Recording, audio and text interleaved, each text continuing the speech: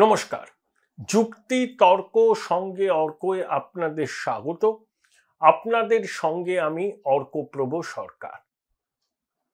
এ ভয়ঙ্কর একটা বিপদের মেঘ ঘনাচ্ছে তৃণমূল কংগ্রেসের মাথার উপর। অনেকে বলবেন, অর্কবাবু এইসব গালগল্প আর শোনাবেন না, নেট খরচ করে প্রতিবেদন দেখতে হয়, অন্য কিছু বলার নেই বলে ভিউয়ার বাড়াবার জন্য আপনি এই ধরনের একটা শিরোনাম দিয়েছেন। আসলে কিছুই হবে না। Hold your breath. কেন মেঘ ঘনাচ্ছে তৃণমূল কংগ্রেসের উপর, সেটা আমার মতো করে আমি বলবো। আপনারা সহমত হতে পারেন, নাও হতে পারেন। আপনাদের মতামত কমেন্ট বক্সে লিখবেন। এক, দেখুন, এই সরকার কার্যত দেউলিয়া, পয়সা কড়ি নেই। নির্বাচনের আগে সামাজিক কর্মসূচি তো চালিয়ে যেতেই হবে, তার জন্য ব্যয় বরাদ্দ বাড়বে, বাজেট আপনারা শুনে নিয়েছেন, ওই নিয়ে আমি কিছু বলবো না। কিন্তু ঋণের বোঝা বাড়ছে, সেই অনুযায়ী রাজস্ব আদায় হচ্ছে না, এবং ঋণের সুদ মেটাতেই প্রচুর টাকা চলে যাচ্ছে। মূলধনী খাতে ব্যয় খুব কমই হচ্ছে। দেখুন, 1947 সালে ভারতবর্ষ দেশের শিল্প পশ্চিমবঙ্গ ভারতবর্ষের শিল্প উৎপাদনের ক্ষেত্রে 24% উপরে তার কন্ট্রিবিউশন ছিল। নাপতে নাপতে এটা এখন 3.5% এসেছে। আচ্ছা, প্রতি বছর তো বেঙ্গল গ্লোবাল বিজনেস সামিট হয়, 8ম সংস্করণ। প্রথম সংস্করণ থেকে 8ম সংস্করণ আপনি যদি যোগ করেন, বিনিয়োগের প্রস্তাব প্রায় 20 লক্ষ কোটি টাকা। আচ্ছা, সেই বিনিয়োগ কতটা বাস্তবায়িত হয়েছে? সাদা চোখে আপনারা কি দেখছেন? মাননীয় মুখ্যমন্ত্রী শেষ কবে কোন কারখানার উদ্বোধন করেছেন? কবে আমরা তার হাসি মুখের ছবি দেখেছি কলকারখানার উদ্বোধন করতে গিয়ে? মনে করতে পারবেন? আমার স্মৃতি দুর্বল হতে পারে, আপনাদের স্মৃতি সজীব থাকলে আপনারা প্লিজ জানাবেন, শেষ কবে দেখেছেন মাননীয় মুখ্যমন্ত্রীকে কলকারখানার উদ্বোধন করতে? দেখুন, বেকারত্ব ভয়াবহ, এটা দেশেও আছে, আমাদের রাজ্যে পরিস্থিতি আরো খারাপ। এখানে যে চাকরিগুলো হচ্ছে না, ধরুন হায়দ্রাবাদ, ব্যাঙ্গালোর, এই সমস্ত জায়গায় সফটওয়্যার প্রফেশনালরা এক কাজ করে বেশি মায়না পায় পশ্চিমবঙ্গের তুলনায়, এটা বাস্তব। এই যে সৌরভ গঙ্গোপাধ্যায় নাকি ইস্পাত কারখানা করবেন, কোথায় সেই ইস্পাত কারখানা? একটা ইটও তো কাটা হলো না, জমিও পেলে না, কিন্তু ইস্পাত কারখানা করবে, 6000 লোকের চাকরি হবে, ইত্যাদি ইত্যাদি, কত বাগাড়ম্বর। যাই হোক, এসব শুনতে আমরা অভ্যস্ত হয়ে গেছি। তাই 2026-এর নির্বাচনের আগে শুধু সামাজিক কর্মসূচি দিয়ে কিন্তু মানুষকে ভোলানো যাবে না। দেউচা পাচামিতে কাজ শুরু হয়েছে, ব্যাসল্ট উত্তোলন করা হচ্ছে, সরকার দেখাতে চাইছে এই শিল্প উৎপাদন হচ্ছে। তাজপুরের গোবিন্দ সমুদ্র বন্দর হলো না, বিভিন্ন জাতীয় সড়ক, রাজ্য সড়ক সম্প্রসারণের কাজ আটকে আছে, জমি জটে আটকে আছে। এখন একটাই ভালো খবর, অশোকনগরে ওএনজিসির জন্য রাজ্য সরকার সব রকম সহায়তা করছে, বিলম্বিত বোধোদয়। ওএনজিসির এই প্রকল্প ওই অঞ্চলের আর্থসামাজিক পরিস্থিতি সম্পূর্ণ বদলে দিতে পারে। তাই প্রকৃত কর্মসংস্থানের সুযোগ সৃষ্টি না করতে পারলে 26-এর নির্বাচন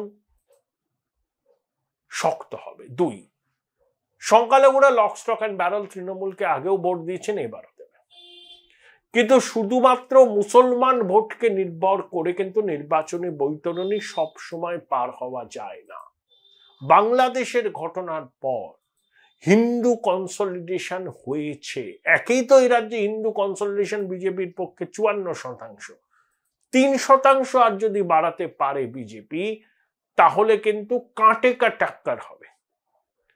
তৃণমূল 100 পূর্ণমানে পরীক্ষা দেয়, বিজেপি দেয় 70 পূর্ণমানে পরীক্ষা। বিজেপি নেতারা বুঝেছেন যে ধর্মীয় সংখ্যালঘুরা 1% বাদ দিয়ে তাদেরকে ভোট দেবেন না, কিন্তু হিন্দু ভোট কনসলিডেট হলে তৃণমূলের ঘাড়ের কাছে বিজেপি নিঃশ্বাস ফেলবে। 3, 100 দিনের কাজের টাকা কেন্দ্র ছাড়বে না, নির্মলা সীতারামন বলেই দিয়েছেন।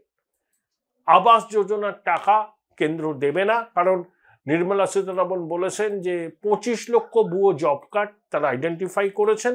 আর আবাস যোজনা 100 দিনের কাজ, এমনকি মিড ডে মিলের কাজ বরাদ্দ টাকায় 9-6 হয়েছে, এবং রাজ্য সরকার অপরাধীদের ধরে সেই টাকা রিকভার করেনি।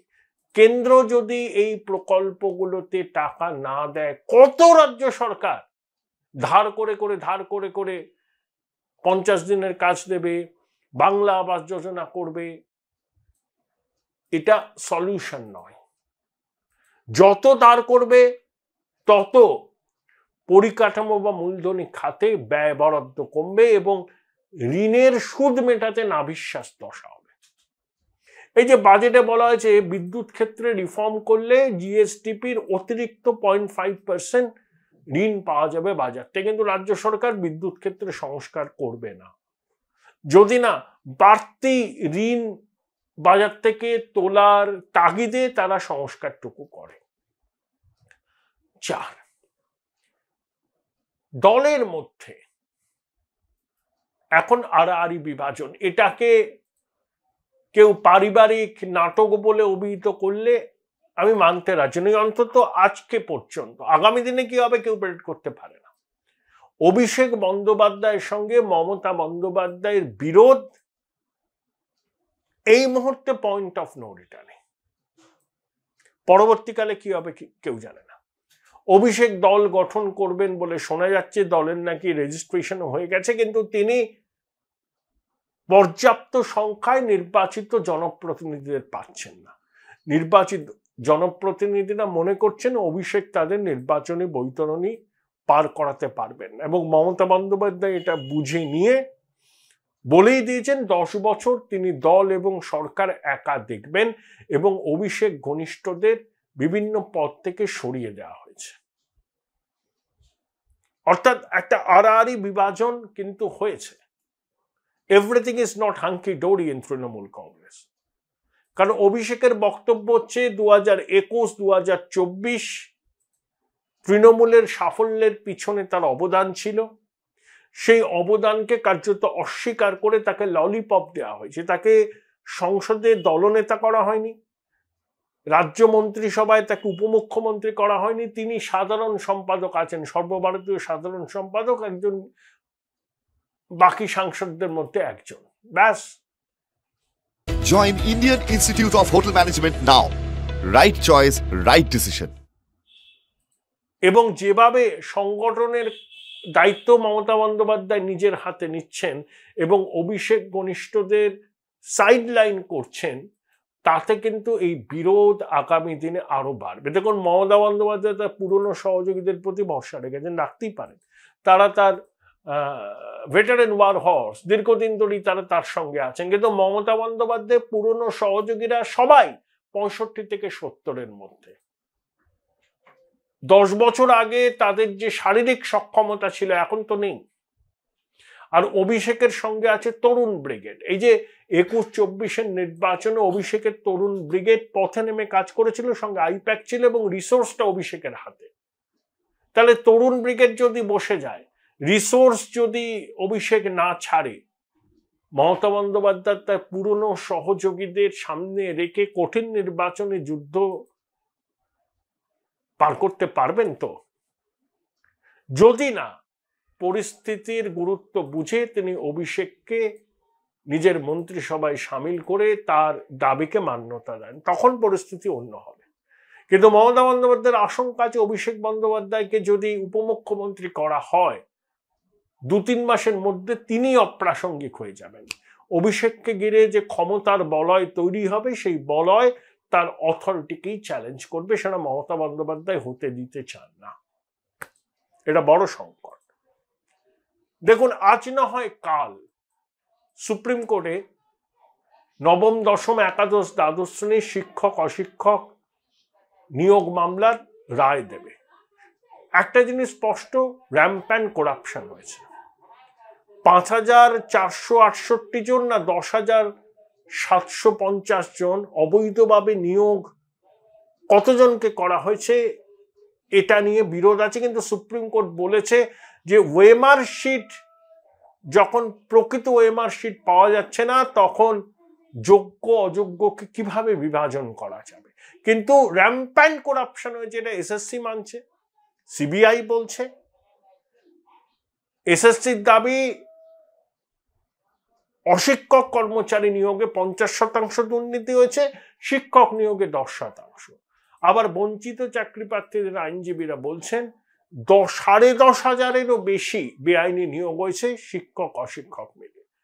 যদি শিক্ষক অশিক্ষক যারা বেআইনিভাবে নিয়োগপত্র পেয়েছেন তাদেরকে বৈধদের থেকে অবৈধদের যদি আলাদা না করা যায়, তাহলে হয়তো বিচারপতিরা, প্রধান বিচারপতি সুপ্রিম কোর্টেই পুরো প্যানেলটা বাতিল করবে। আর ধরুন অবৈধদেরও চিহ্নিত করে বাতিল করা হলো, তাহলেও সংখ্যাটা কম নয়, তাহলেও রাজ্যে একটা আনরেস্ট তৈরি হবে। যারা অবৈধভাবে চাকরি পেয়েছেন তারা পয়সা দিয়ে পেয়েছেন, তো দালালদের দিয়েছেন, নেতাদের দিয়েছেন, তারা সেই পয়সাটা তো তখন উদ্ধার করতে চাইবেন। তীব্র আনরেস্ট তৈরি হবে, তীব্র। এবং দুর্নীতির যে প্রাতিষ্ঠানিকীকরণ হয়েছে এই জমানায়, সেটা মানুষ জানেন। অনেকে বলেন তার কি প্রভাব পড়ে ভোটে? ভোটে সবসময় সবকিছু প্রভাব পড়ে না, আবার পড়েও। কেজরিওয়ালের ঘটনা তার উদাহরণ। কেজরিওয়াল অনেক জনমোহিনী কর্মসূচি নিয়েছিলেন, কিন্তু লিকার গেট স্ক্যান্ডাল এবং তার শীর্ষমহল তাকে কিন্তু ধরাশায়ী করে দিয়েছে। তাই দুর্নীতির অভিঘাত মননে পড়ে না, ভোটের বাক্সে পড়ে না, এই ন্যারেটিভ যারা তৈরি করছেন তারা যে একদম ভুল বলছেন আমি বলবো না, কিন্তু পড়ে না বলে পড়বে না এর কোনো গ্যারান্টি নেই। 21-এর নির্বাচন তৃণমূলের কাছে কঠিন ছিল, 24-এর নির্বাচন কঠিন ছিল, 26-এর নির্বাচন তৃণমূল নামবে 15 বছরের প্রতিষ্ঠান বিরোধিতাকে সামনে রেখে। আর দলের মধ্যে যদি মমতা অভিষেকের বিরোধ পয়েন্ট অফ নো রিটার্নে যায়, বিহারে নির্বাচনে জিতার পর জিতলে পরে বিজেপি কিন্তু আগ্রাসী ভূমিকায় ঝাঁপাবে। তাহলে পরিস্থিতি খুব সুখকর হবে না। শুধু সংখ্যালঘু সমর্থনকে পুঁজি করে আর বেনিফিশিয়ারি সমর্থনকে পুঁজি করে বারবার নির্বাচনী বৈতরণী পেরোনো যায় না। বাংলাদেশে হিন্দু নিধনযোগ্য বিজেপির পালে হাওয়া দিয়েছে। অনেকে বলেন বিজেপির তো সংগঠন নেই। দাদা, ঠিক, তৃণমূলের মতো বিজেপির সংগঠন নেই, কিন্তু বিজেপির সমর্থক আছে। আবার এটাও ঠিক, বিজেপি এককভাবে এই রাজ্যে ক্ষমতায় আসা এই মুহূর্তে সম্ভব না। তাই বিজেপি কি চাইছে? রাজ্যের শাসক দলকে আড়াআড়িভাবে ভাঙতে। অমিত শাহের একদম প্রকাশ্যেই উনি বলেন সাম দাম দণ্ডভেদ, যে এনসিপি কে বিজেপি বলতো ন্যাচারালি করাপ্ট পার্টি। অজিত পাওয়ারের বিরুদ্ধে দেবেন্দ্র ফডনবিস, প্রধানমন্ত্রী অমিত শাহ কত কথা বলেছেন। সেই অজিত পাওয়ার কিন্তু মহাবিকাশ আঘাড়ি জোটের গুরুত্বপূর্ণ শরিক, বিজেপির শরিক। অর্থাৎ রাজনীতি যে সম্ভাব্যতা শিল্প আমরা সবাই জানি। আজকে যে প্রতিপক্ষ আগামী দিনে সে আমার মিত্র হতে পারে। তাই তৃণমূল কংগ্রেসকে আড়াআড়িভাবে ভাঙবার চেষ্টা বিজেপি করবে। সফল হবে কি হবে না সেটা নির্ভর করছে যাদের উপর বিজেপি ভরসা করছে, যে যারা তৃণমূল কংগ্রেসটাকে ভাঙতে পারবে তারা শেষ পর্যন্ত কতটা সফল হবে তার উপর। মমতা বন্দ্যোপাধ্যায় এটা জানেন। তিনি যতই ব্রেভ ফেস দেখান না কেন, তিনি এটাও জানেন 26-এর নির্বাচন সব থেকে শক্ত নির্বাচন হবে তার কাছে। কারণগুলো কি সেটাই বললাম। তাই সুখের সময় নয়, যতই সংবাদ মাধ্যমের সামনে মমতাদি বলুন 2/3 মেজরিটি নিয়ে তৃণমূল আসবে, তিনি নিজেও জানেন বাস্তব পরিস্থিতি এত অনুকূলে নয় শাসক দলের পক্ষে।